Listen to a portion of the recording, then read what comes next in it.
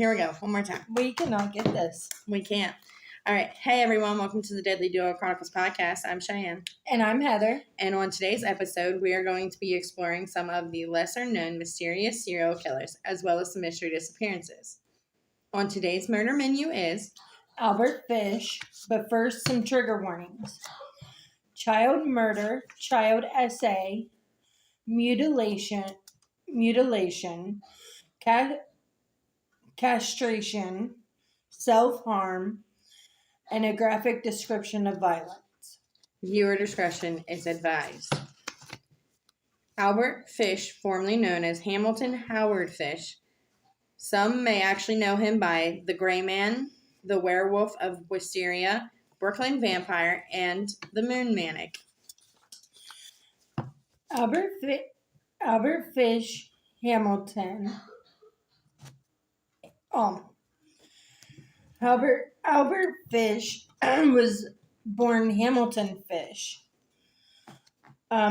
His birth date was May 19th, 1870. His parents were Ellen and Randall Fish. His birthplace was Washington, D.C. He had 3 siblings: Annie Fish, Darwin Fish, Edwin Fish, and Walter Fish. He was convicted of grand larceny and capital murder. Cause of death, which we'll get into later, which will be by electrocution. And age of death is 66 years old. Ellen Fish, his mother, was diagnosed with visual hallucinations. Uncle was diagnosed with mania associated with bipolar disorder. His brother was sent to a mental institution.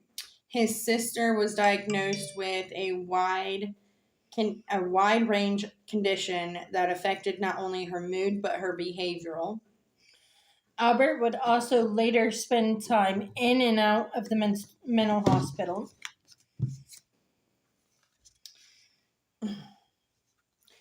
Randall Fish, Albert's father, was a fertilizer manufacturer as well as a former riverboat captain who would later on go to suffer a massive heart attack and end up dying on October 16th, 1875. His mother, Ellen Fish, would then send Albert to St. John's Orphanage in Washington, D.C., where Albert's childhood would take a horrible turn. So while at St. John's, him and other students were abused by one of the teachers. They were forced, the teacher would shred their clothes, force them to watch each other get beat. And then the speculation of this is this one single trauma associated with all of like his family's mental behavior. They say this one specific thing was like a trigger that automatically like caused him to basically be turned on by any sort of pain. Yeah. Wow. Yeah. So. And this is just the beginning. Oh yeah, this is just the beginning, because this guy really gets into it. So while at the orphanage at St. John's, other boys would get beat. Albert would get aroused watching their pain. Albert was a bedwetter until the age of 11. Yeah. At one point, Albert fell from a cherry tree, causing a concussion. The result of the head injury was headaches, dizziness, dizzy spells. spells, and he also developed a stutter. So now, taking that back to his mental problems, his family's mental history, and then him ending up getting abused and then having a traumatic brain injury happen, Right. that it kind of just basically was a trifecta. Yeah. And then Ellen was able to get a steady government job and eventually be able to remove Albert from St. John's. And then when Albert was 12, so Albert was 12 when he was able to come back home. So basically, he spent a good time. So the abuse probably went on for a really long time. Yeah. And then in 1882, Albert formed a relationship with another young boy who introduced him to, I'm going to butcher this, but urology? No, it's not urology. It's, how would you say that? I'm not sure. I will put the... Urology. I would pronounce it the same way you do. I'm not sure. I will put the proper punctuation or whatever at the top. But basically, to sum it up, the boy introduced him to drinking urine and consuming feces.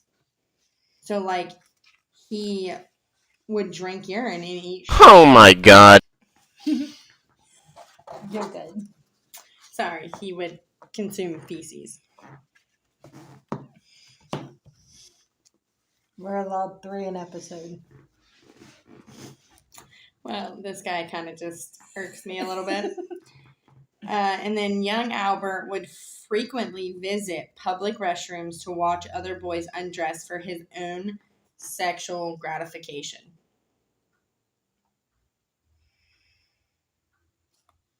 Could you imagine just like standing there watching a guy use a urinal and looking down and just kind of, that's kind of gross. Like kind of trying to cross streams. That would be a lifesaver moment. All right, so moving on, and then he, so you watch him undress for his own gratification, and then basically he would get the pleasure of looking in the sense of seeing and being seen as a curiosity, which I'll just put that paraphilia up the top because I don't want to butcher that. Yeah. All right, Heather, tell us a little bit about teen. Albert would graduate at the age of 15. So he graduated early. Yeah, he wasn't a dummy. He had to be really very intelligent. Yeah, he actually was pretty smart. He graduated at the age of 15 and legally changed his name from Hamilton to Albert, taking the name from his deceased brother. By the age of 17, Albert would start working as a house painter. Which, then again, being a house painter probably gave him a wide opportunity to a lot more victims. Oh, yeah. It gave him more...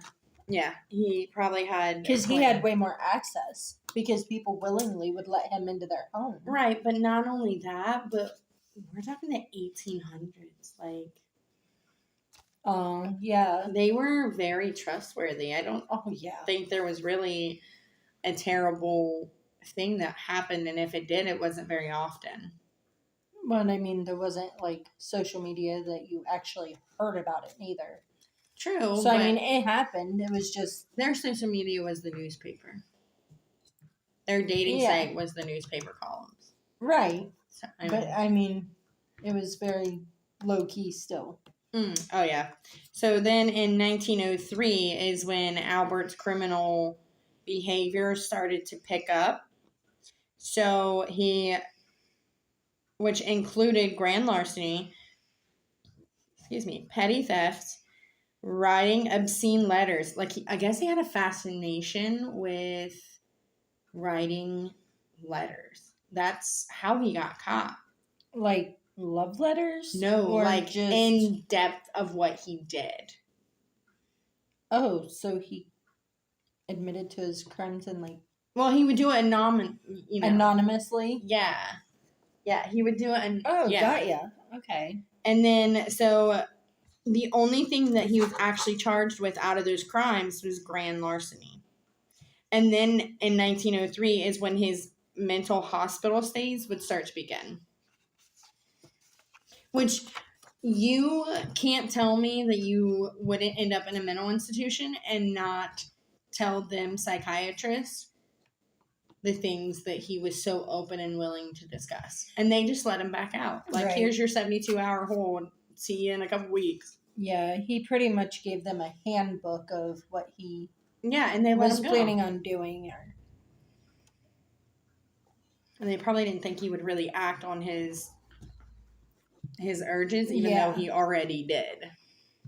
Albert would go on spending time in and out of the mental hospital. There the doctors would go on to claim Albert had an abnormal and psychotic personality. So a lot of stories about Albert Fish are kind of not consistent. So I found this one paper, which I will put the credit where credit's due. I can't think of the couple's names, but they got their doctorate, and Albert was one of their main. And when they wrote their paper, it was straight facts. They even recited like references and stuff like that. But a lot of people painted him out to be this horrible person. I mean, he is a horrible person, but I feel like some of them might have been made up facts to try and make it more than what it really was. Yeah. So with that, he used to say religion made him do it. With serial killers, I feel like that happens a lot. Yeah. And he would go on to say that religion made him do it. Albert was a religious frantic who attempted to use God to justify his horrific crimes through Bible scriptures, so much that he believed God ordered him to torment and castrate the little boys. Albert's crimes are a mixture of psychotic conditions and obsessions with religion. So basically, he was so crazy that he believed God told him to do it. But with a lot of serial killers, not a lot, just there's a select few that actually do use the scripture of the Bible to justify everything they're doing. And not to get too much into it, but a lot of people go and interpret the Bible however they want. Oh, yeah. To twist it to, like Albert, to twist it to their sick fantasies. Yeah. So they don't feel guilty about doing it. Okay. At the age of 28, Albert married a woman named Estella. Yeah. She was 19 years old. She would give birth to 6 children: Gertrude, John, Anna, Henry, Eugene, and Albert Fish Jr. And then in 1910, Estella would leave Albert and their children and go run off with another man. Which, how are you you have to know, like, serial killers are really good about hiding usually, but how are you gonna leave 6 kids with a psycho? Well, I'm sure she didn't know. I mean, there had to be red flags. Especially in the bedroom. I mean, I wonder how many times he asked her to poop so he could see it. I mean, you know what I mean? Golden shower? I mean, Okay. that's. We're not going to talk Right, too but much. I'm just But I mean, there saying- has to be red flags. And actually, those red flags might have been what contributed to her running away with another man. But I mean, still, leaving your 6 kids, you have to be as psychotic as he was. Okay, so At least Albert. careless. Well, yeah, which there, once again, speculation. There's some stories that say Albert did sexually assault his children, but in some of the news articles where the children had spoke on it, he never sexually assaulted them. However, they were forced to watch him beat himself with a nail spiked paddle until he was covered in his own blood. And then they also had to watch him soak rags or cotton balls in alcohol and stick them up his anus and set them on fire. Like that had to be excruciating.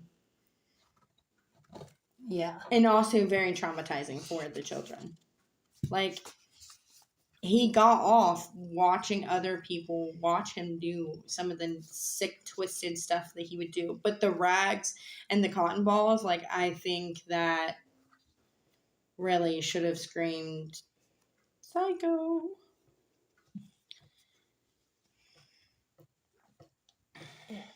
Okay. And then another speculation is by him watching his childhood peers suffer. They say it may explain his obsession with, I'm not sure how to say that, pigurism? No, it's a Q. Piguism? I don't know. Pigurism? Yeah, it might be. I'll link the spelling because we're butchering the shice out of all of We are. these words.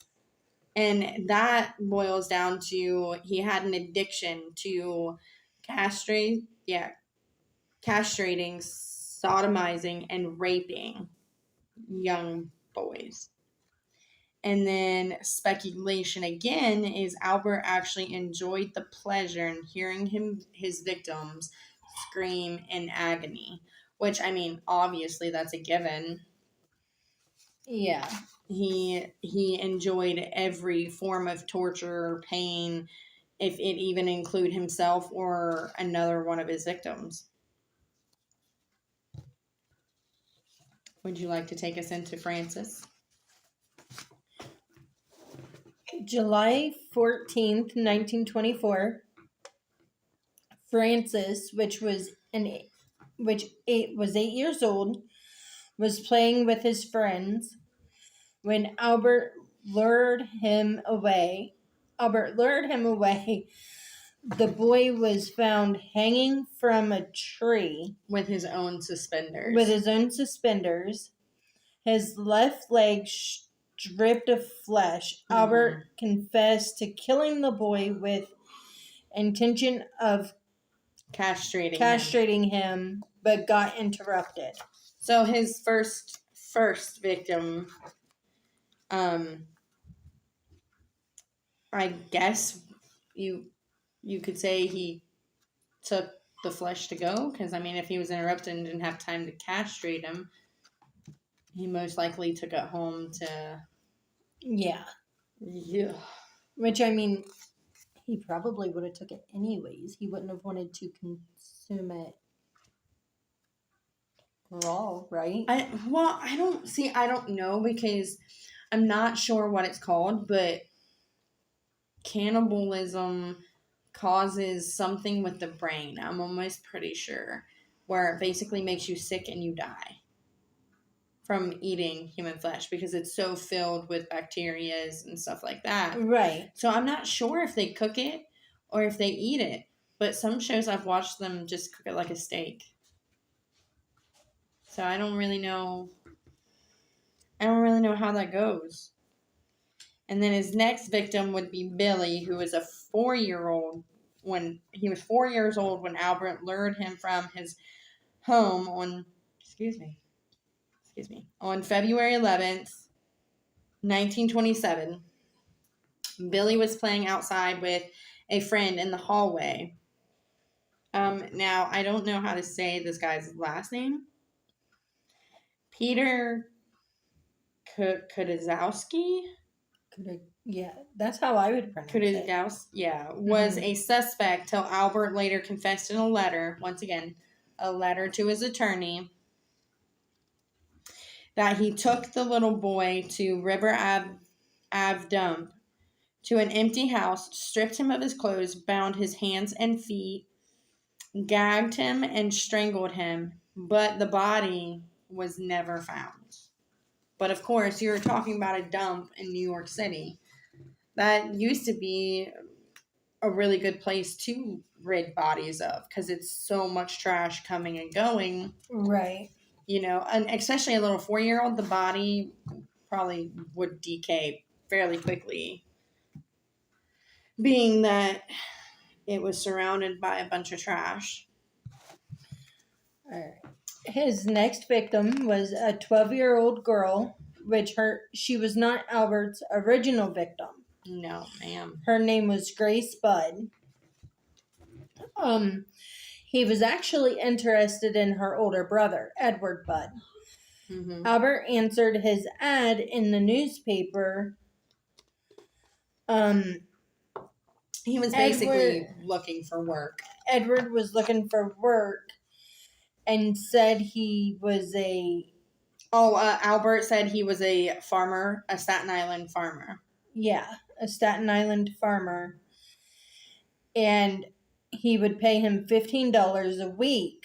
Which I'm sure was a lot of money considering the family was hurting financially. Oh, yeah. And then Edward would return after they agreed upon everything. Albert returned. When Albert returned to get Edward, he told the family he would like to take Grace to his niece's birthday party. Yeah. Later determined he didn't have a niece. Yeah. Albert and Grace left. Grace was never heard from again. No, she wasn't. Which they must have really trusted him after one time of meeting him, just letting her go. Right, but I mean, you're talking about a man who's about to pay your son $15 an hour who probably, well, not an hour, but a week, who probably couldn't afford proper food or anything on the table. So, of course, they're just going to offer up their child, like, yes, of course you can go, Yeah, but the 15-year-old could defend himself. 18. He was actually 18. Oh. Yeah, he was 18. Okay. Yeah, he could defend himself. Right, but he didn't go. And I think the reason why Albert changed his mind at last minute is Edward was too old. Or could overpower. Exactly. But here's another thing, though. Girls were not really Albert's cup of tea. Right. But, he was a very sick individual. So Albert would later on write a letter to the Budd family, completely, how do you say that word? Anonymously. Yep. Anonymously. There we go. You got it. In 1934, the letter would go into full horrific detail of how he took Grace to an empty house in Worcester, New York. He stripped her, he strangled her, and then cut her into little pieces and confessed to eating her. The one thing he did make sure and express in the letter is she was untouched. He didn't rape her or molest her or anything. He just decided, hey, you're tasty, I'm going to eat you. And then, once again, he wrote that in a letter. Right, a letter which this letter would actually get traced back to him. So, based on the accusations during the trial and pre-trial interview with Dr. Frederick from Bellevue Hospital, Albert would either confess or was implicated in molesting over 400 children. Which, I mean, being a house painter, he had plenty of victims to choose from. And then it would go on to say he tortured and disfiguremented approximately 100 victims and murdered 15 children over a 20-year span. Dr. Frederick said, well, that was his assessment. And then Fish concluded, and then he concluded that Fish exhibited over 18 different paraphilias. Which we're going to get into some of those. And we will probably butcher the names of some of them. Right, and I will type out the names. Which instead of butchering them, I think we can just basically give them the gifs. Sexual stimulation of the anus by tongue or mouth. The practice of eating flesh of its own species. Castration, the removal of testicles. The removal of testicles voluntarily. That's self-castration. Mm-hmm. The consumption of feces. Stimulation of the female genitals. By tongue or lips. That is. Exposing the genitals to become sexually excited. Oral stimulation of a male's penis. Wouldn't that be a blowjob? Yes. What? A form of sexual behavior from a object or type. That's fetish.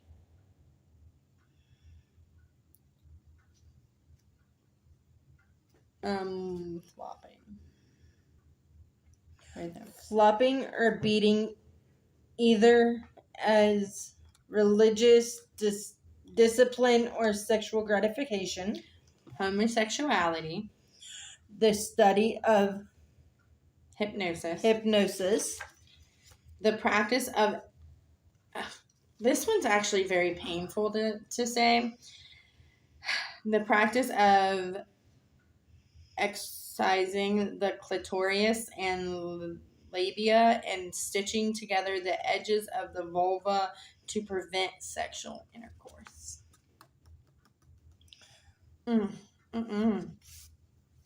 Ouch. That makes mine... yeah, that hurts. Yeah, that would be... I think that would be a circumcision for females. Yeah, a female circumcision. Which I've heard that before, but I've never heard of a serial killer doing it. I've just never heard it put like that before, so kind of... you gotta love them psychiatrists. To gain sexual pleasure from one's own pain.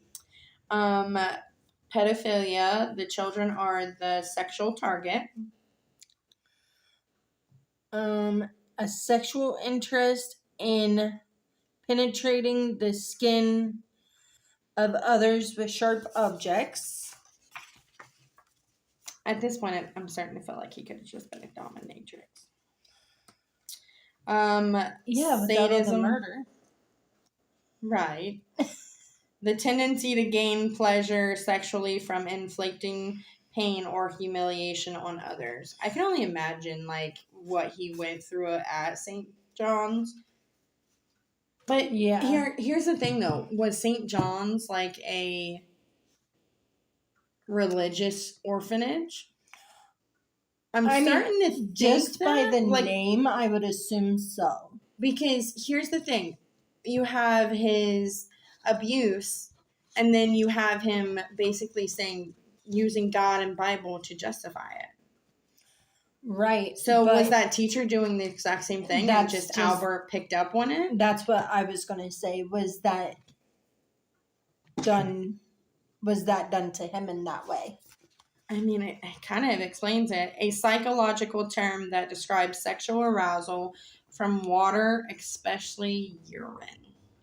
Mm-mm. The practice of gaining sexual pleasure from watching others when they are naked or engaged in sexual activity, and Well, enjoyment seeing others in pain or distress. Yes. So those are basically what he, I guess, would be diagnosed with. In layman's terms, he was just a really sick individual that liked penetrating himself and others Right. with more than just his genitalia. So on March 11th of 1935, Albert's lawyer submitted a plea of innocent by mental disease or defect, which I can kind of see where they're going at with that. The many psychiatrists who all agreed Albert was insane, but the jury still found him sane and found him guilty and sentenced him to death by electrocution. And on January 16th, 1936, at Sing Sing prison, he would be put to death and buried in Sing Sing cemetery. Like his own family didn't even mourn. But here's the thing, I think, with the jury is you have one kind of a sick individual. Right. And you got two choices. Well, you got three choices. Put him in prison for the rest of his life. Put him in a mental institution where he can be rehabilitated.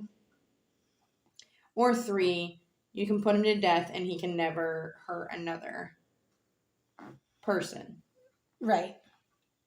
So I do strongly believe that he wasn't sane. I think he was completely insane.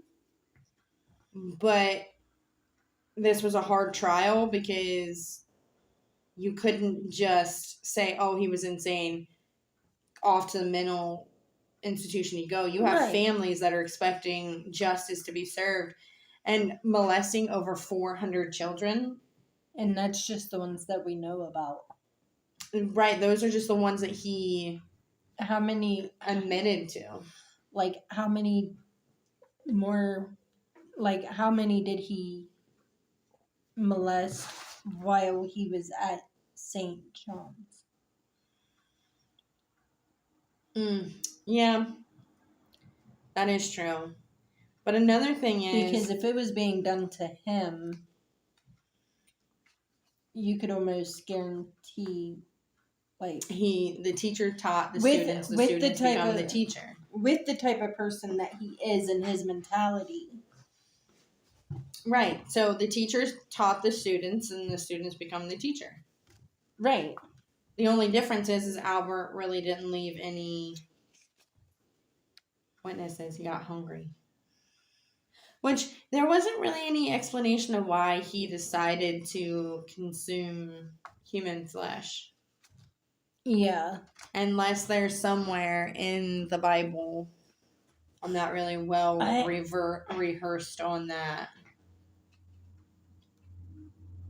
I have heard a lot of people talk about the Bible, and I've never heard about cannibalism in there. I don't think so. So maybe morbid curiosity? Maybe it would, because most serial killers have like Trophies. a trophy. Maybe that was his trophy, so he didn't have to have one. So he didn't have to have a physical trophy. So he ate them and then digested them and then ate them again. They will always be a part of him. That's not funny.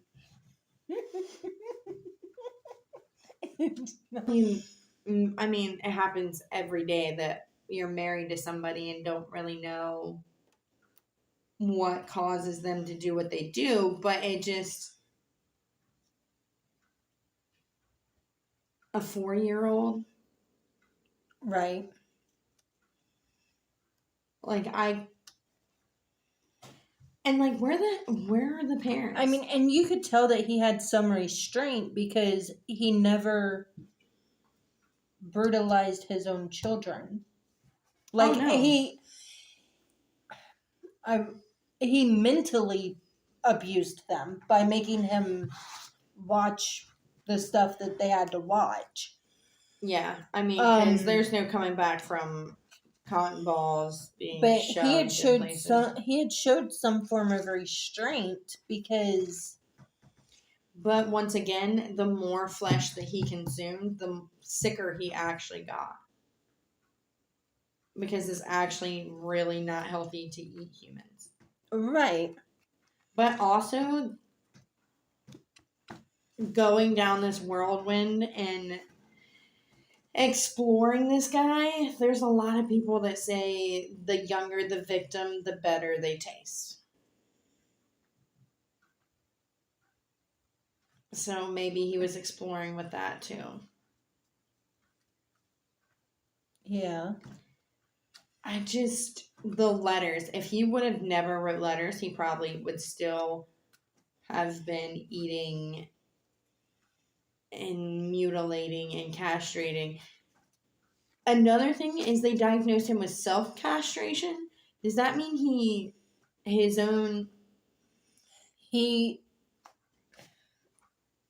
yes, he would chop at his man parts. Right, but castration means to take it completely off. So, like, would he cut his genitals completely off? Well, they wouldn't grow back, so he could only do it once. Right, but that's what I mean. I mean, well, I don't know. If they did, men would have superpowers. But what I mean is I think that's something his how wife would notice, though. So unless that happened after she left. So I'm wondering if they're using castration as self-mutilation of the as genitals. like a self-mutilation as to where he almost cut it off through like the nails and stuff that he was putting into his skin. Scrotum. Scrotum, that word. Oh. And that's just gross. I mean, just the torture he put his own genitalia through is for sexual pleasure. Yeah. I mean, Ugh. That's taken BDSM to a whole new level. You got that right. I mean, just being honest. He just appalls me at the fact that he was able to kill, rape, and torture over a 20-year span. Yeah. Yeah, it's definitely. And then write about it. If he would never wrote that letter, he would have totally gotten away with it. Yeah, and nobody seen any signs. That's what gets me. Well, they say that the best serial killers actually hide in plain sight. They're somebody you least expect. Yeah, but if you're going around killing children and eating parts of them, there has to be signs. True, but if you're just a crazy old man, they're just going to assume you're a crazy old man. I mean... And another thing is he always targeted... It makes you wonder if he didn't watch his victims first, because he was always able to get them, except Grace. He was able to get them away without their parents actually getting a good enough description of them. Right. And with Grace, he charmed the family so well that they were like, okay, yeah, let's... Well, and with that, I'm wondering if he was wanting the brother. Oh, yeah, he was wanting the brother. And with the brother's age, he knew... But with the brother came a friend. But he had already knew how old they were. So he knew that the brother and the friends would be out of his age range, and that's Of paranoid schizophrenia, oh or yeah, at least multiple personality disorders. oh yeah. You could best believe that he would be diagnosed with something along those lines today. Just because he was able to be one person one minute and then a complete monster the next. Yeah, because you don't really hear of too many serial killers that go this into depth that was able to have complete families. Oh yeah, and the thing is though is he was a single dad. Like he was a single dad and He raised his children. right. That's what I'm saying. So And the he was restraint of him not like cooking and eating them, that had to take something. Or maybe he just, I don't really know how you can be father of the year and then, I wouldn't say father of the year, but just do what you do. right. There's a lot of speculation. Once again, in my personal opinion, I think either multiple personality disorder or paranoid schizophrenic, which I never really thought that was something until I witnessed that for myself, and I could really honestly say that I think with a lot of his characteristics, paranoid schizophrenia was one of them. Right. Especially with using God and religion and stuff like that. Well, and he could also do that as because he has religious trauma. Right. Once again, I mean, there has to be some form of religious trauma within that as well. right. Which once again, we don't know what all that teacher at St. John's did and how he what he used to justify what he was doing. Right. Once again, kind of makes me think religion was the key factor to it. Oh yeah. You know, God made him do it. God wanted him to do this. God wanted him to do that. But in reality, he was just a sick individual who didn't need anybody to justify. Right. But that will be a wrap on this week's episode. Thank you for watching. Once again, I'm Cheyenne. And I'm Heather. Hit that like and subscribe button so you never miss an episode. New episode Sunday. Bye. Bye.